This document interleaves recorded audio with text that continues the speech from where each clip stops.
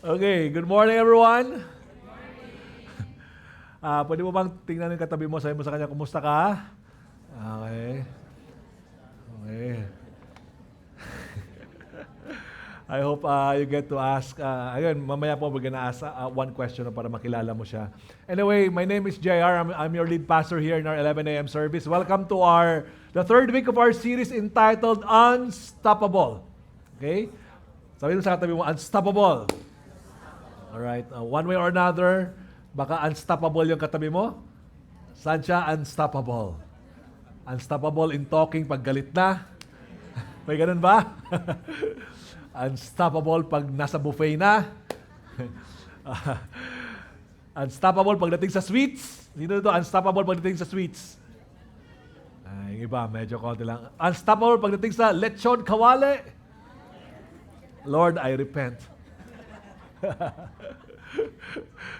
We're not talking about food today. We're talking about the Church of God and how the Church of God grew exponentially, and we're looking at key events and what God did by the power of the Holy Spirit that empowered the church to be a witnessing community, a worshiping community, and a willing giver community. We talked about that last week. Today, we're going to dive deeper on one characteristic of the church, and that is boldness. Okay? Boldness. Matapang. Okay? To share the Word of God. Sino dito atapang at tao in sharing God's Word? Ayaw magtaas nila, Lord, oh. Because we know naman from time to time, minsan naduduwag tayo. Tama ba? Okay?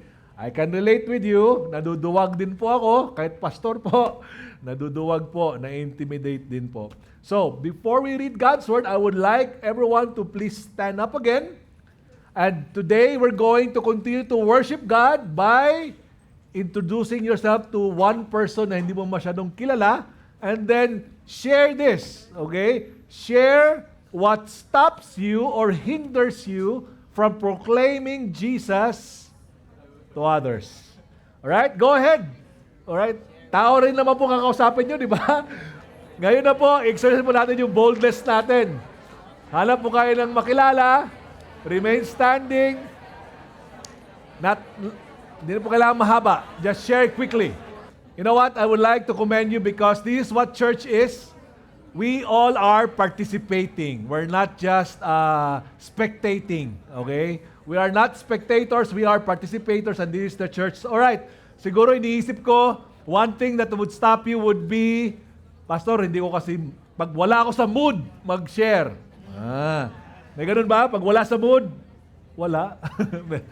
Pastor, hindi ko siya type, sharean. Or Pastor, day off ko ngayon. Pag day off, wala mo lang share, pagod ako. I'm talking to the staff. I'm talking to myself, right? So we all have our different answers. We're going to talk about that later, but today I would like you to open your Bibles, and I would like to call my daughter, Zuri, to come up here as she would read to us God's Word in Acts. Zuri? Good morning, church. Please open your Bibles to Acts 4, Acts 4, 23 to 31. Okay. When they were released, they went to their friends and reported what the chief priests and the elders had said to them. And when they heard it, they lifted their voices together to God and said, Sovereign Lord, who made the heaven and the earth and the sea and everything in them, who through the mouth of our father David, your servant, said by the Holy Spirit, why did the Gentiles rage and the people plot in vain? The kings of the earth set themselves, and the rulers were gathered together against the Lord and against his anointed. For truly in this city there were gathered together against your holy servant Jesus, whom you anointed, both Herod and Pontius Pilate, along with the Gentiles and the people of Israel, to do whatever your hand and your plan had predestined to take place.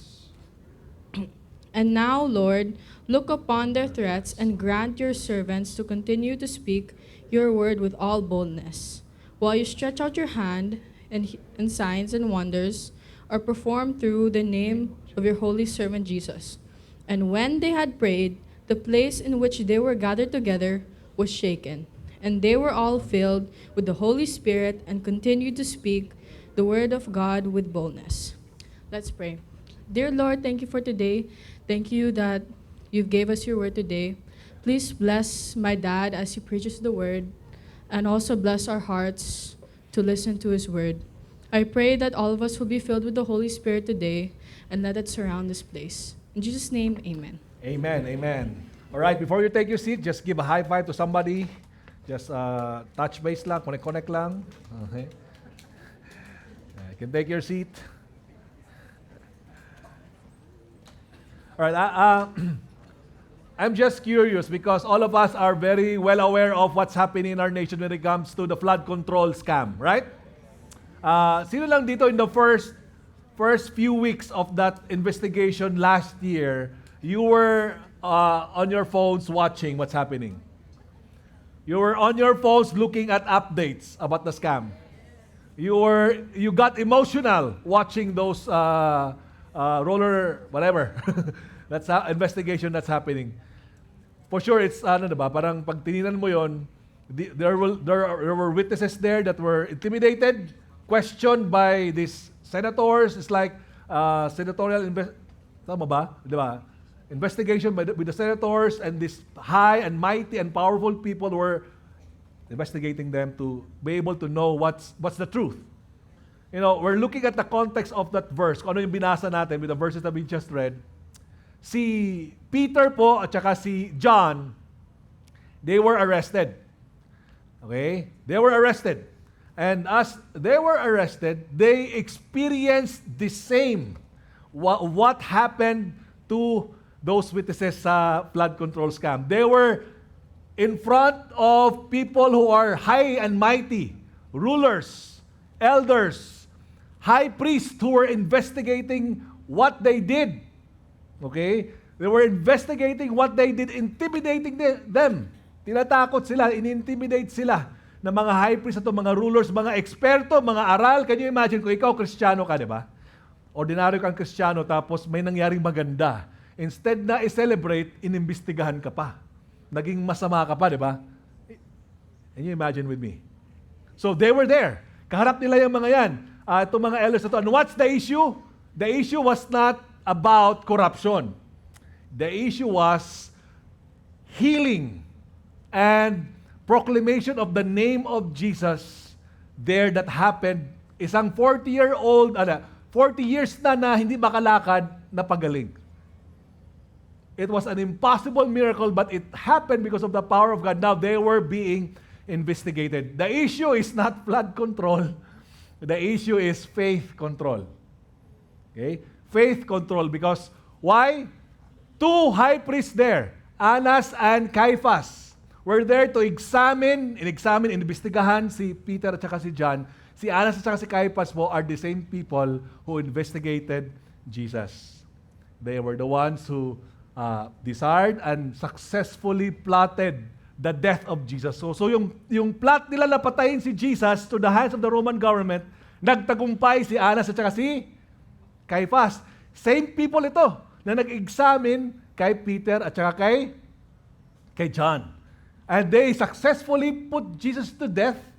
They successfully dispersed the followers of Jesus and stopped the group of Jesus. Or did they? It seems not. Why? Because if you're reading your Bible in Acts 1-4, you would see that from 120 believers, the church or the disciples grew to 3,000. And from 3,000 in Acts 4, they grew to 5,000.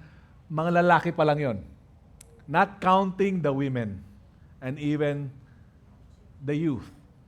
5,000 men. And these religious leaders does not like it. Why? Because it will endanger their position, it will endanger their power because yung Sanhedrin po, yung sinasabing Sanhedrin, para pong senatorial,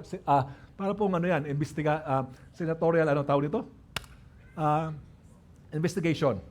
Alright? Parang Senado ba? Na investigasyon. Ganun po yung picture niyan. Now, they don't like that because mga tuta po sila ng gobyerno ng Roma. They receive some, powers allowed by the government as long as they won't be disturbing the peace of Rome. Yan po yung nangyayari dyan. Mga kapatid, ito po nakikita natin, ito po ang kaso po dito ay ang salpukan ng kaharian ng Diyos at kapangyarihan ng mundo. Imagine with me, yun po ang salpukan. This is the first, as in talaga makikita mo, nagsalpukan ang kaharian ng Diyos moving forward, and then yung kapangyarihan ng mundo. Peter and John were investigated, arrested, warned, and then threatened to what? Not to preach about Jesus anymore. Faith control.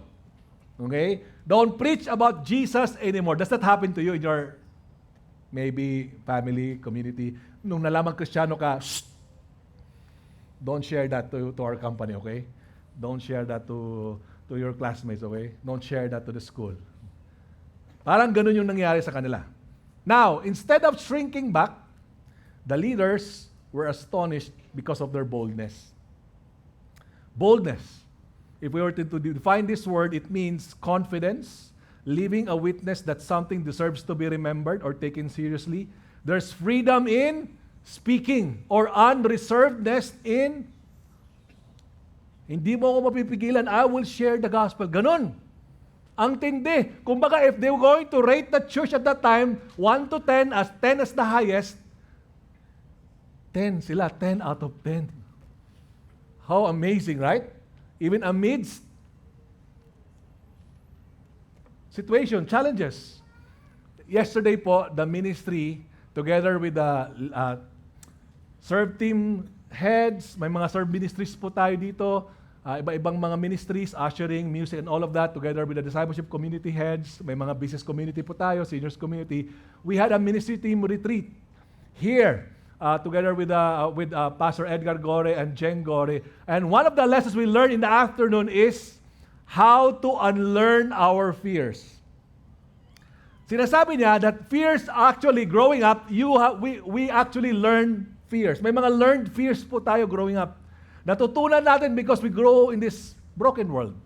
In fact, I can relate to that because my youngest son, who's not afraid of pumasok sa CR, mag-turn on ng lights tapos umihi, lately, the past 2 weeks, ayaw pumasok sa CR. Natakot. Sabi ko, saan niya natutunan yung fear na yon? We all have learned fears. That's what the Pastor Edgar shared to us yesterday. And to unlearn those fears, you need to go to God. And we've discovered yesterday that the top 1 fear of the people all over the globe, guess what? Ano yung fear na yon? Guess lang naman. Fear of public speaking. Number 2 lang yung fear of death. Fear of public speaking is the number 1 fear all over the world. Think about that. Sinong takot magsalita sa harap? Ako po, takot po ako. Mukha lang akong hindi takot, pero nanginginig po ang aking kalamnan. Nagsasabi, Lord, tulungan mo ako. You see, we read here that si Peter and John publicly declared about Jesus. Pero hindi lang sa kanila. As we've read the Bible, in fact, it's the whole church who continues to be bold in sharing about Jesus. Even with the social divide. Ano yung social divide? Ang layo po ng divide. Here, you could see the rulers, religious elders. You could see institutional scholars. These people are they've memorized the Torah, the Bible. They are masters with the oral tradition. Can you imagine that? And these people, actually, hindi lang na-memorize ang Bible, hindi lang masters sa oral tradition. If you look at them, talagang aral at saka eksperto sila. Okay? Pati sa debate. Magaling sa pagkikipag-debate. Okay? With high academic credentials, trained. These are the kinds of people. Now, on the other side, with the kingdom of God, you would see common laborers. No academic credentials, illiterate, okay? Kasi hindi naman sila aral doon, wala naman silang pambayad sa pang-advanced study.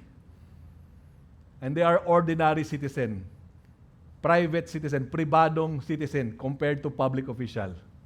You see the difference? Are you with me? Layo, di ba? Now, if you were in their shoes, how would you feel? Di ba? Medyo, siguro may takot, medyo, di ba, ma-intimidate ka. Pero what we see here is that the church continued to speak God's word boldly. In fact, last two verses ng Acts 28:30-31, we would see that the church continued to share God's word until they reached the end of the world. The ends of the world was Rome at that time. Rome po yung ends of the world at that time. Okay, basahin po natin sabay-sabay. This was Paul now, ministering in Rome. 1, 2, 3, go. He lived there 2 whole years and welcomed all who came to him, proclaiming the kingdom of God and teaching about the Lord Jesus Christ with all, grabe, with all boldness and without hindrance. This is the last two verses of the book of Acts. The church continued to move forward. What caused this? Kahit maraming mga obstacles at opposition. What caused this is our unstoppable God. What caused this is that our unstoppable God powers the unstoppable proclamation of His church about Jesus.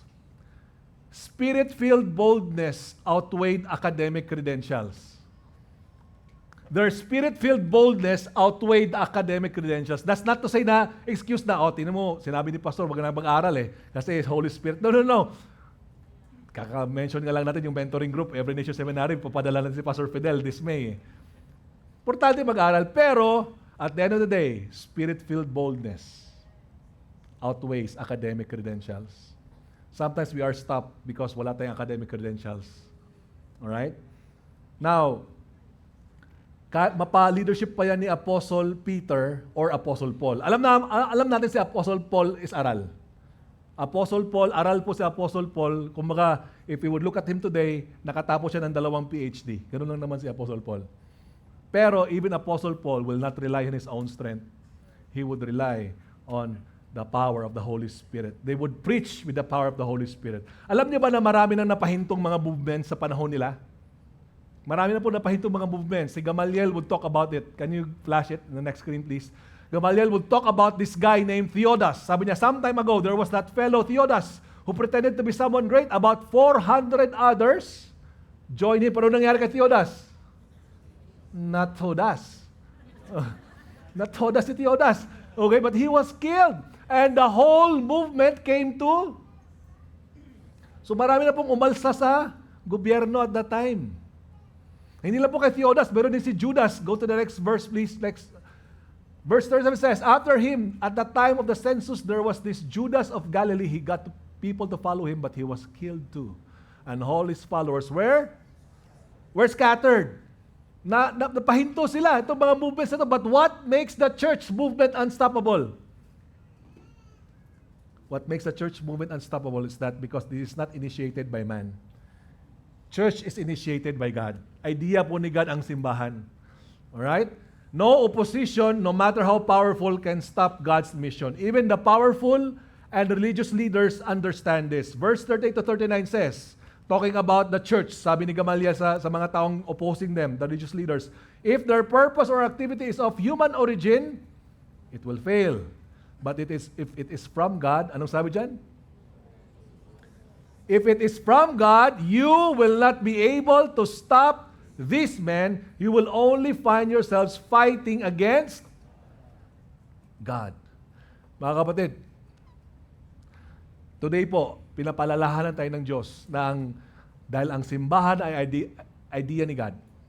Dahil ang simbahan is initiated by God. Lahat ng mga activities na ginagawa natin to witness Jesus to the community, to the campuses, to our family, it will not fail. Come on now, hindi matatalo. Right? Mukhang talo, pero it will not fail. Because it's God's idea. And it will continue to move forward even in our generation. 2,000 plus years, nandito tayo, buhay pa rin ang simbahan. Kingdoms have come, rose, and fell. Iba-iba mga kingdoms, political kingdoms, business kingdoms, all of the movements. Where are they right now? But the church of God, because Jesus promised that He will build His church. Thousands of years, the church is continuously advancing in our nations and to many nations. In spite of human lack and limitations, obstacles and oppositions, God will not be thwarted. Anybody who rejects you, rejects God. Anybody who opposes the word we preach, opposes God. Nakakatuwa na malaman natin that whatever we do for God, we're not fighting alone. Sabihin mo nga sa katabi mo, you're not fighting alone. Okay? We're not fighting alone. God fights for us. God fights for the salvation of your loved ones na hindi pa tinatanggap si Jesus. God fights for the salvation of our workmates, classmates. Ito yung affirmation tsaka assurance natin that we need to be comforted with. What is that? Is that our unstoppable God powers the unstoppable proclamation of His church about? His power is unstoppable. Amen? But the question is, what is stopping us? That's the real question. What is stopping you and me if His power is unstoppable? When you are ostracized in your team or in your company, Christian ka pala. Naglalaro ka ng basketball tapos Christian ka. Uy, brother Louie. Ang tawag sa akin noon, naglalaro ako sa Wellcoat dati. That was just those terms, just to make fun. At marami yun. Maybe sa trabaho mo, nung naman Kristiyano ka sa nilagay ka sa isang pwesto na, useful ba ako dito? You are ostracized, di ba? In our campus, maybe, nung nalaman Kristiyano ka, you are being silenced by your boss. Silenced by your parents or grandparents. Tumigil ka dyan. Walang born again. Sagrado tayo ganito. Okay? Or maybe, you are silenced by your teacher in sharing the gospel. Maybe, pinagtawanan ka, maraming nairita sa'yo, tinakot ka kasi ayaw nila, hindi nila trip na yun, tatanggalin ka sa trabaho, ibabagsak ka sa klase, papalasin ka sa kung nasaan ka. Okay? Papahirapan ka or pinagkakaisahan ka. Tanong po, how did you respond when those things happen? Nangyari ba sa inyo yun? Hindi pa. Huwag nang mataas ang kamay. Walang nagtaas ang kamay. Lord, I pray, Lord, mangyari sa amin yun, Lord, in Jesus' name. Lord, I pray, God, as followers of Jesus Christ, Lord, when there will be a tension, when the rubber meets the road, Lord, I pray. Hindi dahil sa, masokista. Because you would really know, the moment you start advancing God's kingdom, meron talaga mag-oppose. Because you're standing in the position of God, may opposition. Okay? Paano ka how would you respond? Maybe, we would respond like this, Lord, nahihiya ako. Or, I'm shy. Don't shy me. Lord, I'm shy. They're just too good. When I would listen to them, wow, their English would be so nice. I want that. Or maybe they've finished colleges. Lord, I finished only high school. High school ba? Okay? Nasabi niyo na ba yun? Nahiya ako, Lord? Wala pa rin nagtataas ng kamay. Or maybe, ito ang sinabi mo, hindi nahiya ko, you would say, Lord, kaya ko to. Kaya ko to, Lord. Kaya ko na to. Yung palang, dire-diretso ka lang. Tapos only to say na, ay, hirap pala. Right? The boldness of the church was not reckless impulsiveness. That's not boldness. Sa Tagalog, taklesa. Okay, hindi boldness yon. They were not reckless. Sometimes we can be like that, right? Ako na to, Lord. Kung bahala. No need for you. Only to fall on your face, di ba? Maybe, hindi mo sinabing kaya ko na to, Lord. Maybe you would say, nung pinahiya ka, maybe you would say, babawian ko to, Lord. Deep inside your mind. I will take revenge. You, pinahiya mo ako sa mga, you threaten me. Akala mo ikaw lang powerful. May mga connection ako. Babawian ko to, Lord. Aminin nyo na kasi. Alam ba nagsabi ng ganon? you are tempted, di ba? Well, guess what? The church boldness is not a sinful vengeance. Okay? Or maybe, when those things happen as a Christian, you said to God, Lord, remove this from me. Or, tanggalin mo to, Lord. Pwede bang tanggalin mo to, Lord? Have you prayed that? Tanggalin mo to, Lord. Ang hirap eh. It's too hard. Can you remove this challenge? Can you remove this obstacle, God? Or maybe, you said to God, Lord, lie low muna tayo. Lie low muna tayo, Lord. Or in English, lay low. Lord, can I just lay low in my faith with you? Because it seems so, when I would be, dogmatic about my faith, Lord, there are just many people who would oppose me, and it's hard. Lay low muna.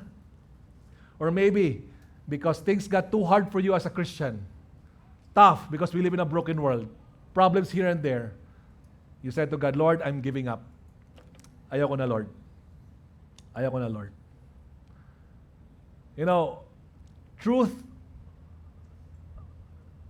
Truth be told, I've been in those 6 stages. I've been there. We've been there, right? When these things come, you would either swing from those reasons.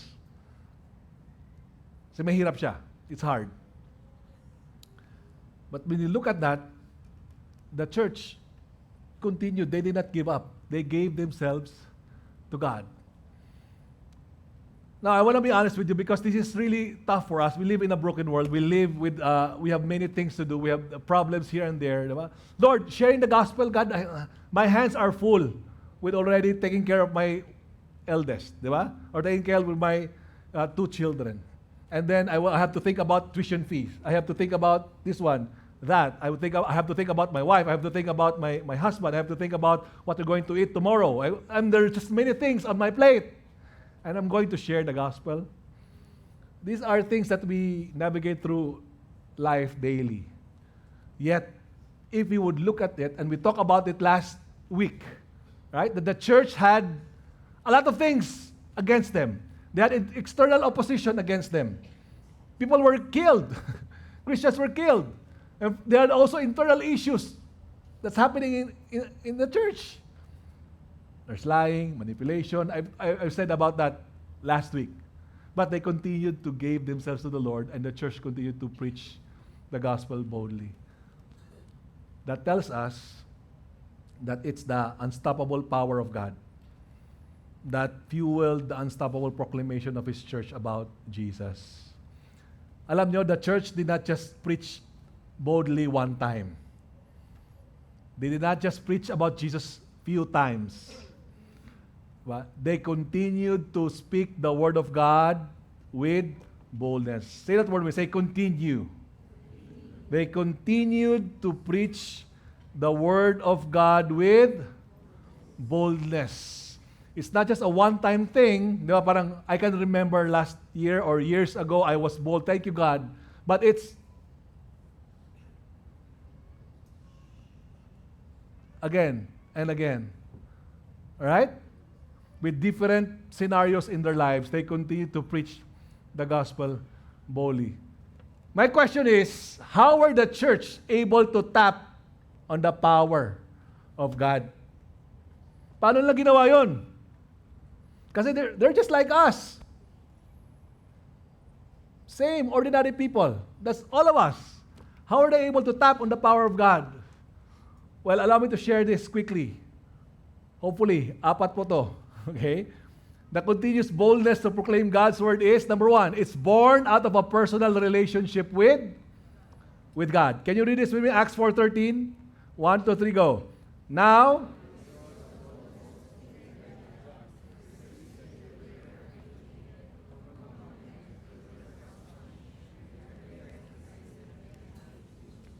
wow. Illiterate, ordinary, common men, but they recognized that they had been with Peter and John. Don't just know about Jesus. They know Jesus. Okay? Sabi ni John sa letter niya sa 1 John, sabi niya, we've heard Him, We've seen Him, we've touched Him with our hands. So ibig sabihin, Peter and John did not just follow principles, rules, or ideologies from YouTube, okay, from TikTok. They know who this guy is. They were following a person. And it was not just an owner-slave, it was not an owner-slave relationship. Because uso po yung time na yon, owner to slave relationship. That was not the relationship. It was a savior to sinner relationship. Pero it's beyond just savior to sinner relationship. It's also a teacher-student, Lord to servant, and it's actually a friend-to-friend relationship. Jesus said to His disciples, "You are my friends." Ganun po ka-close yung relationship nila kay Jesus. It's beyond transactional. Okay? It's beyond just programs and rules. It's really relationship. They were with Jesus both in public and in private. Kasama nila si Jesus. Both in ordinary day and extraordinary day. Through ups and downs. Meron ba kayo kasama na ganon? Grabe. Okay? They've watched Jesus. Ito, listen to this. They've watched Jesus preach. They've listened to Him preach. They saw the people's response to what He preached. They witnessed Jesus live out what He preached. They were pushed, ito guys, they were pushed by Jesus to preach. Ha? Napakaano naman natin yung pastor? Yes, they were pushed by Jesus to preach. Na-experience na ba yun yung pinush ka ng leader mo? Ikaw na bro, mag-share ka na. Di ba? Ay, pastor, ayaw ko na mag-share. Okay lang ako. I just wanna sit down and listen. Di ba? Thank you, Lord, for this beautiful day. No, hallelujah. Pero preach. Kasi ikaw lang yun. That's for you, pastor. Di ba? No. But Jesus empowered His disciples to preach. Who do you think can do better? Jesus or His disciples? Matik, Jesus. But Jesus would take the time to empower His disciples to preach. That's why the church is here. We're encouraging you to share, to preach. Preaching is not just here. Wherever we go, we're commanded by Jesus to share about Him. Whatever your work is, wherever we're planted by God, we can share. We can preach. We can share about the goodness of God. The disciples trusted, okay? They trusted and obeyed the command of Jesus to preach. In fact, as they trusted Jesus, they experienced the power of God as they preached. Maybe for some of us, God is telling you, anak, hindi mo na-experience yung kapangyarihan ko because you did not step out in faith to preach. Maybe this could be a signal of God telling you, you share the gospel and you will experience my power. Preach. Share it to somebody. Okay? In fact, itong mga disciples na to, they were willing to die as they preach about Jesus. What happened to them? They were willing to die as they preach about Jesus. They have a personal relationship with Jesus. Church, do we have a personal relationship with Him?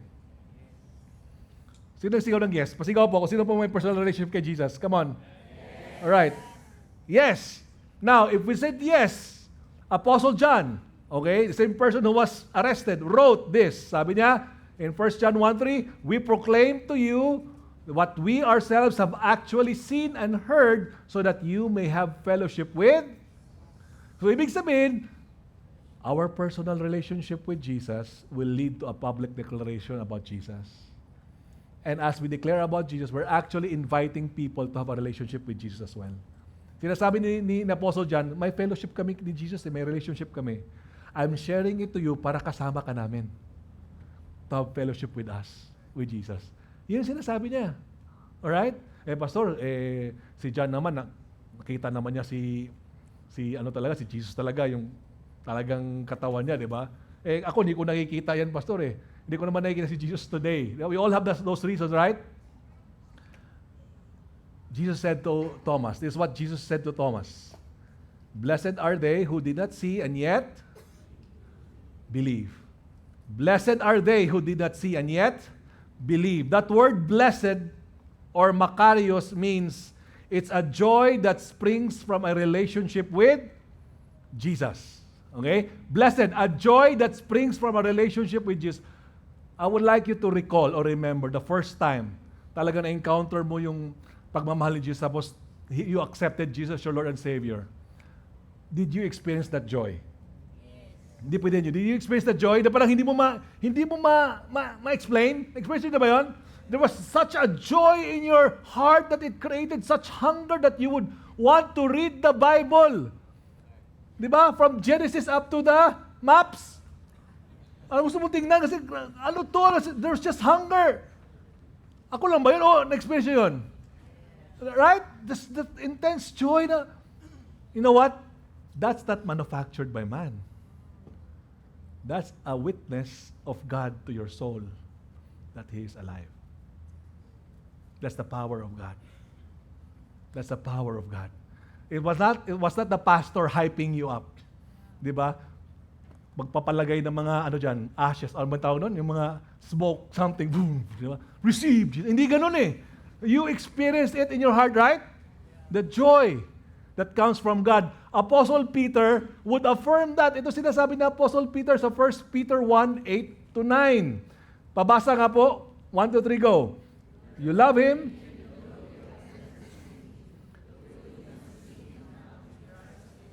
And you rejoice with a glorious, inexpressible joy. You rejoice with a glorious, inexpressible joy that work in our hearts because it is God who initiated this. The salvation as we trust in Him. Si God po yun. That people get to experience this, and this is an evidence of a personal relationship with Jesus. Kahit hindi mo pa siya nakita face to face. Hello? The joy of having a relationship with Jesus. And so this is not blind faith, but it is a faith grounded in God's Word. As Romans 10:17 says, faith comes from hearing, and hearing through the Word of Christ. Personal relationship with Jesus. I would like to pray for a group of people who are in. You started well, di ba? On fire kay God.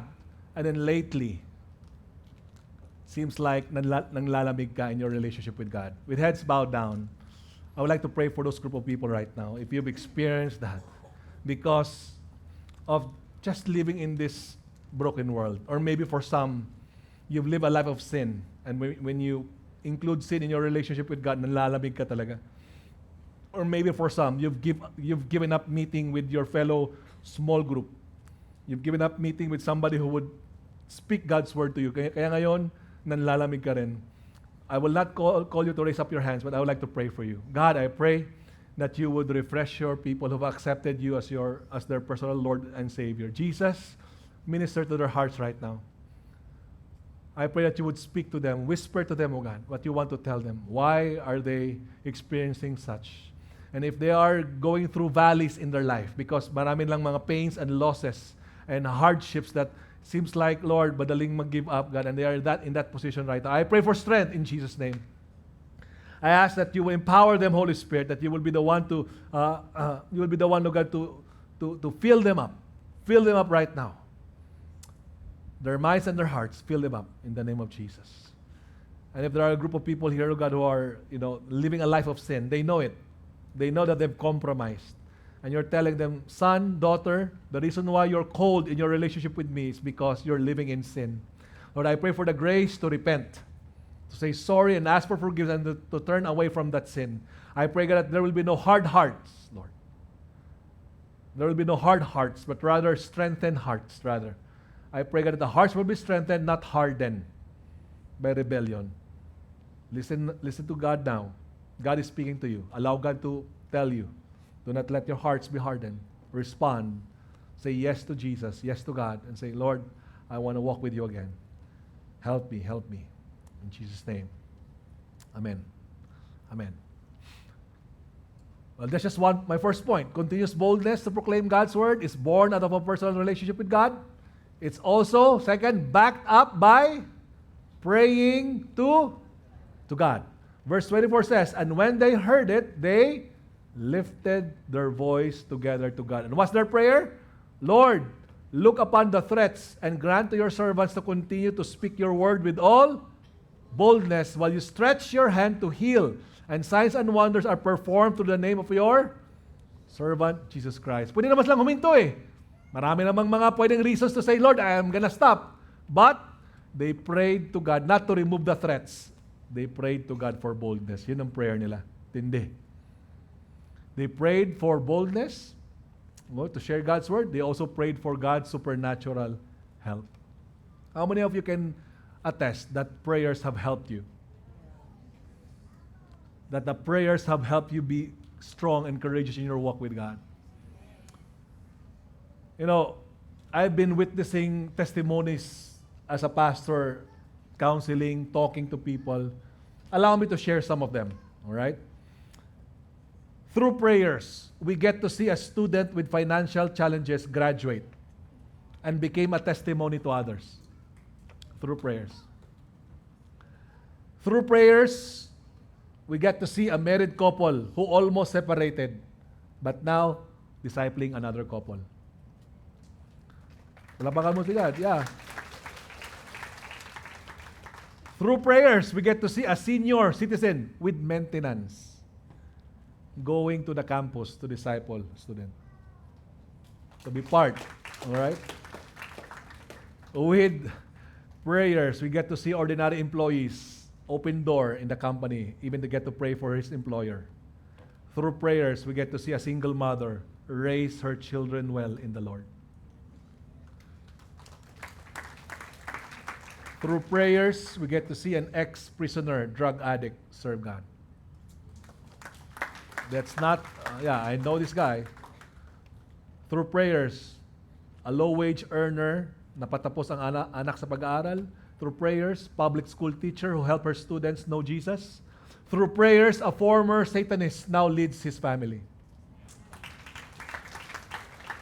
Through prayers, a person with HIV still alive and still making disciples. Through prayers. The power of prayer. Do not ever underestimate prayer. Do you feel physically tired? If you feel physically tired, Jesus told Peter, James, and John, the flesh is weak. Pray. The flesh is weak. Pray. 3 times, sinasabi niyo, the flesh, you get to pray pag pray ka. And they were so tired, dead tired, that they cannot pray with Jesus. They nakatulog sila. Okay? Puyat siguro, pagod. They were so tired. Slept 3 times, Jesus would wake them up and say, pray with me, pray with me. They missed to pray with Jesus. When the threat came, they ran away.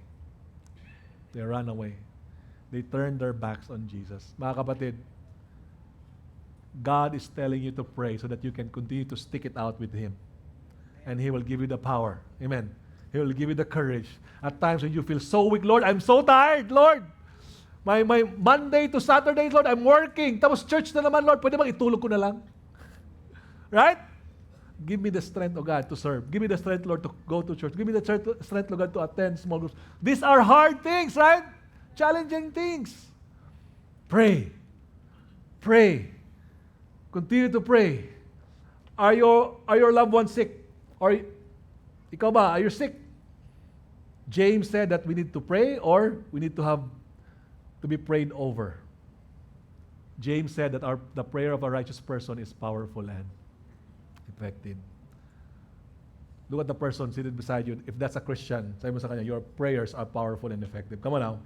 Your prayers are powerful and effective. Are you experiencing impossibilities? Impossibilities? Peter was once again arrested. There was another account. Peter was arrested. James was just killed by Herod. Pinatay si James. And now, Peter is the next in line. Death row. The church was praying. The church was praying, Lord, God, save Peter. Lord, free him from prison. You know what happened? Supernaturally, God sent an angel. Prison doors open. Peter was freed. And Peter knocked at the door of those church who were praying with him. Anong sabi ng church? Sabi ng helper, Peter is here! Nakalaya siya. Anong sabi ng mga church member? Hindi si Peter yan. Can you imagine with me? The church did not believe that their prayers were answered. Isn't that ironic? And the Bible records to us the immaturity of the church. We all have our own sets of immaturities, right? But guess what? That does not stop God. Continue to pray. Amen. Continue to pray even if we are still immature, right? Continue to pray. If we have our own sets of imperfections, continue to pray. Because that will not hinder God. God looks at our heart. God sees our hearts. Kahit pa balibaliktad yung grammar mo. My goodness. Hindi siya nagsasabi, hindi tama yung yung present perfect tense, saka ganito, hindi siya tugma, I will not answer your prayer. Ganun ba si God? No! My God. What's in our hearts? Amen? Pray. Because God sees our pains and God is willing to answer. We can pray before we preach. We can pray as we preach. We can even preach as we pray. Nangyari ba sa inyo yun? Nagpi-preach ka pero back of your mind, Lord, I pray ka, tulungan mo ako, Lord. And what I'm going to say. Did you do that? Right? You were preaching, but at the back of your mind, you're asking God for help. Lord, help me. I like what this missionary James Taylor said. When we work, we work. When we pray, God works. It's a call for us to connect to the divine, not just to our own strength. Connect to the divine.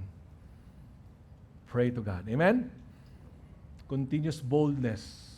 It's not just born out of a personal relationship with God, but also backed up by praying to God. Thirdly, it's brought about by a biblical perspective of God. Biblical perspective of God. That's very important. Verse 24 said, as they prayed, they said, Sovereign Lord, who made heaven and earth, and the sea and everything in them. Mga kapatid, when troubles come, when threats would come upon our lives, how we see God matters. How we look at God matters. The church saw that God is in control, God is the creator of all, and God is above all. In fact, they quoted Psalm 2 that speaks about the omnipotence of God. Sinasabi doon, no, why did they plot in vain? Ibig sabihin, no matter the plots against Jesus, they will not win. It's gonna be useless because God is all-powerful. They quoted this verse. How we view God matters. When Moses sent the spies, 12 of them, saw the giants in the land, only 2 have a perspective from God. The 10 said, my gosh, we are grasshoppers, they are giants, ang liliit lang natin, patay tayo. Anong sabi ni Caleb at ni Joshua? Kayang-kaya, kasama natin si God. Yung isa, sabi nila, grasshopper sila. Sabi ng dalawa, Joshua and Caleb, pandesal lang sa atin yan. Basahin sa Bible, they are bread for us because God is with us. Same groups of people who went to Canaan, different perspectives. How we look at God matters. Isaiah, when all people were in mourning because namatay yung king nila. Read Isaiah. All people were in mourning because the good king just died. The good king who brought prosperity to their nation just died. So they were mourning because their nation, the economy, and all of that will be maapektuhan yung ekonomiya. He had a different picture of God when he went into the temple. He saw the otherworldly. That he get to see God who's seated upon the throne whereon yung robes ni God filled the temple. Speaks about the sovereignty of God. And this guy continued to preach the word of God. Even amidst economic crisis. Even amidst mourning. Why? Because he had the proper perspective of God.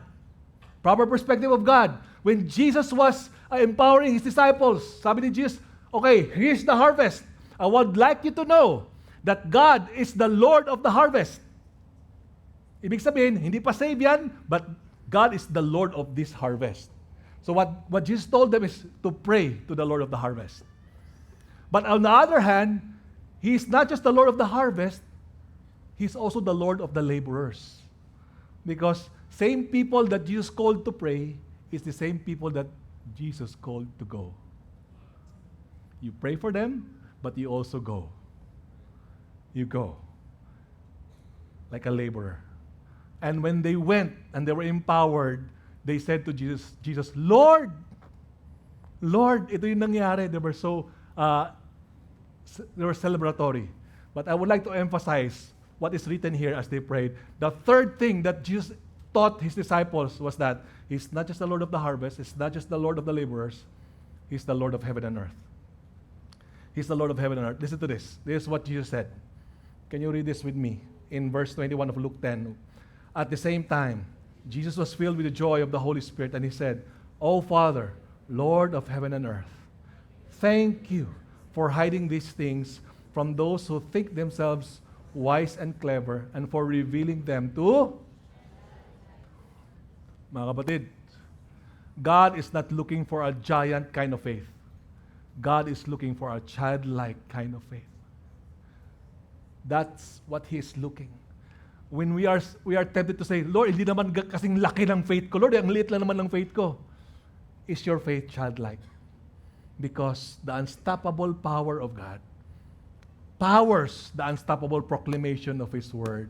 But the question is, will we be childlike in our faith? Come on now. Will we be childlike in our faith? Right? When we are like a child, when we are a child, di ba? Whatever our father or mother would say, we would embrace it and say, yes, Dad. Yes, I believe in you. Kahit nga, mali na lang eh. Di ba? Eh si God, hindi naman nagsisinungaling eh. Another thing that when Jesus was teaching His disciples was that He carried a baby, a child, and He would say to the disciples, unless you change and become like this little child, you'll not enter the kingdom of God. You'll not understand the kingdom of God. Anong ibig sabihin nun? Mga kapatid, habang patagal tayo ng patagal sa Christianity, sometimes sa dami nating alam, nawala na yung wonder natin bilang bata. Tama? The wonder of a child that would believe when God would promise has been lost. Why? Because we think we have known a lot. We talk about this and that. I've gone through that. I've experienced that. I know that. I've read the Bible many times. But that's not what God is looking for. God is looking for a childlike wonder. Anak, are you still mesmerized by my work in your life? Are you still like a child, di ba? We've been there. Do something to a child that the child likes, what will the child do? Again. Di ba? Again. Kaya paulit-ulit, 10 beses, 20 times, again. That is tired. Di ba? Again. Why? Because of the childlike wonder. Do you still have that in your life today? The childlike wonder in your relationship with God.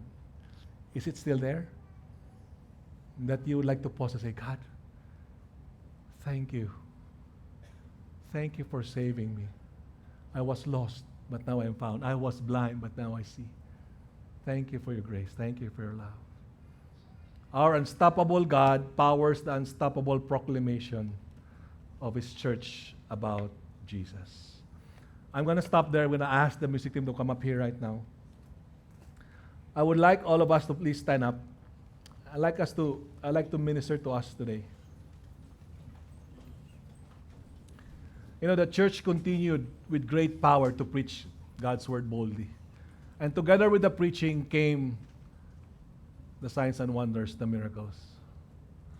I would like us to respond in worship today because that's the only fitting response for us. For us to have a relationship with God, the fitting response is to come to God, to come to Jesus and,